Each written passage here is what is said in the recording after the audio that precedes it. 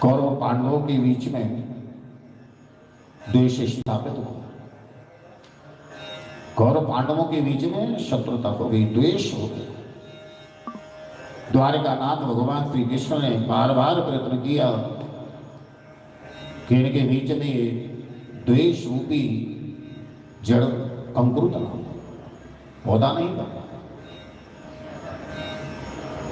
भगवान ने इतना भी प्रयत्न किया कि स्वयं पांडवों की तरफ से शांति दूत बनकर के कौरवों की सभा में सभासदों ने भगवान का अभिवादन किया, आसन प्रदान किया। महाराज धृतराष्ट्र ने पूछा, केशव आज आपके आगमन का कारण क्या है? मेरे गोविंद आसन से खड़े हुए और कहा, राजन मैं पांडवों की तरफ से शांति दूत बन के आया। मेरा इस सभा के मध्य में प्रस्ताव है, राजन आप पांडवों को आधा राज्य नहीं दे सकते तो कम से कम उन्हें 5 गांव प्रदान करो। 5 गांव नहीं देते, और इन्हीं 5 गांवों को लेने के बाद में मुझे पूर्ण विश्वास है कि वो मेरे पांडव पूर्ण रूप से संतुष्ट हो जाएंगे। तो मेरा ये प्रस्ताव है, आप 5 गांव दे दो। महाराज धृतराष्ट्र पुत्र मोह में कुछ बोल नहीं पाए। उससे पहले ही अभिमानी दुर्योधन खड़ा हुआ और बोल पड़ा, द्वारकेश 5 गांव देने का आप प्रस्ताव रख रहे हो, पर ये तो मुझे स्वीकार ही नहीं है। अरे वो पांडव जब तक मेरे से युद्ध नहीं कर लेंगे तब तक बिना युद्ध के सुई की नोक के बराबर की भूमि नहीं दूंगा। धृतराष्ट्र कुछ नहीं बोले, ठाकुर जी के प्रस्ताव को ही ठुकरा दिया। भगवान चलने के लिए उद्यत हुए। अभिमानी दुर्योधन बोला, प्रभु आपके पदार्पण होते ही मैंने रसोई कक्ष में सूचना भेज दी, नाना प्रकार के व्यंजन बन रहे, भोजन करके जाइए। दुर्योधन जानते हो कि शांति दूत का नियम क्या है, शांति दूत का कर्तव्य क्या होता है। यदि उसके प्रस्ताव को स्वीकार कर लिया है तो भोजन करने का अधिकार है, प्रस्ताव को ही ठुकरा दिया, नहीं मान्य किया तो भोजन क्या, वो जल भी पीने का अधिकारी नहीं। तुमने मेरे प्रस्ताव को स्वीकार नहीं किया, इसलिए आज मैं तुम्हारे यहाँ जल भी ग्रहण नहीं करूंगा। आज मैं क्या भोजन आपके यहाँ नहीं, काका विदुर की कुटिया पर करो। और ऐसा कहकर के भगवान ने किस पड़े, सभा में विदुर जी भी तो बैठे हुए हैं, वो अभी तो सारे दृश्य को देख रहे हैं, कानों से सुन रहे हैं।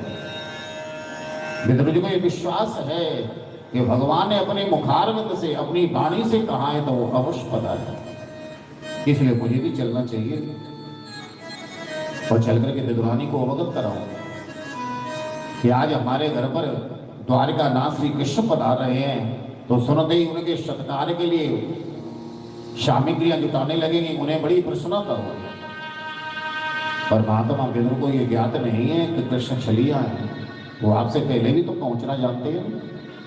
और ऐसा ही विदुर जी तो मार्ग में सोचते ही हुए आ रहे हैं, पर श्री कृष्ण विदुरानी की कुटिया पर पहुंच गए। जाके देखा घर का दरवाजा बंद है, आवाज लगा दी, काकी जो दरवाजा खोलिए।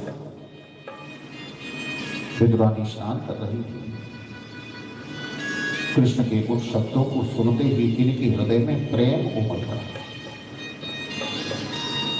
भक्ति में, भगवान के भजन में जब भक्त सराबोर हो जाता है,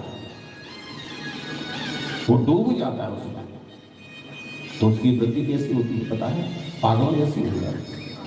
सांसारिक जीव तो उसे पागल कहना शुरू कर देते हैं। कभी कभी देखने को भी मिलता है कि व्यक्ति भजन कर रहा है, भक्ति में जब डूब चुका है तो पागल जैसी हरकत करता है।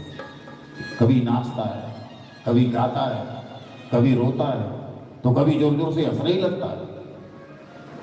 ये भक्ति में भक्ति के लक्षण हो गया, क्योंकि वो भक्ति में इस प्रकार से डूब चुका है कि उसे अपने शरीर की भी शुद्ध बोध नहीं,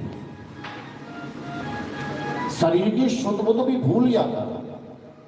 मैंने क्या पहना क्या नहीं पहना, आज मैंने क्या खाया क्या नहीं खाया उसे कोई स्मरण नहीं, क्योंकि वो तो भक्ति में डूबा हुआ है, भक्ति के रंग में रंग चुका है। तो जैसे ही कृष्ण शब्द को विद्वानी ने अपने कानों से श्रवण किया तो शरीर की तनकी भी सुध बुध भूल गई।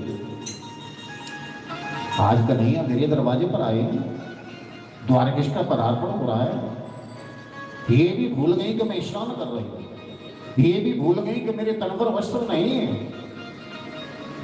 और गोविंद का अभिवादन करने के लिए, सत्कार करने के लिए विद्वानी जी दौड़ पड़े। झट से दरवाजे को खोला, जो ही दरवाजा खोला मेरे गोविंद ने देखा तो झट से पीतांबर लिया, तन पर डाल दिया, कागी जी वस्त्र तो पहनो। झटपट वस्त्र पहने कन्हैया को बिठाना है, इसलिए पीड़ा लेकर गया। उस प्रेम में पागलों जैसी वृत्ति है, ये भी भूल गई कि पीड़ा सीधा बिछा रही है या उल्टा उल्टा बिछा रही, और बोली कन्हैया बैठिए ना, फिर आजिए ना।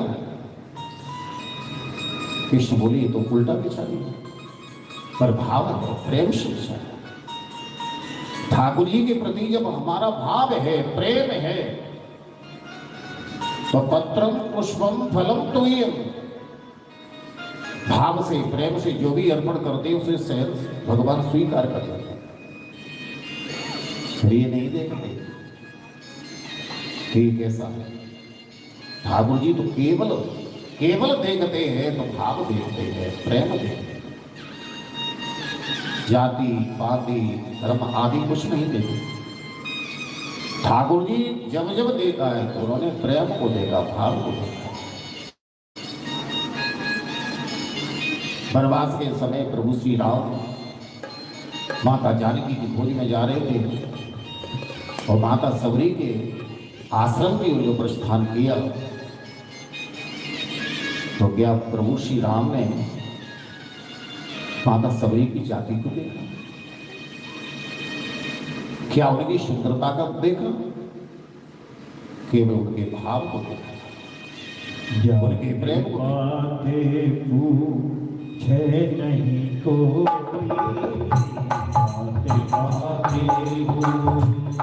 नहीं कोई, हरि को भजे सो हरि को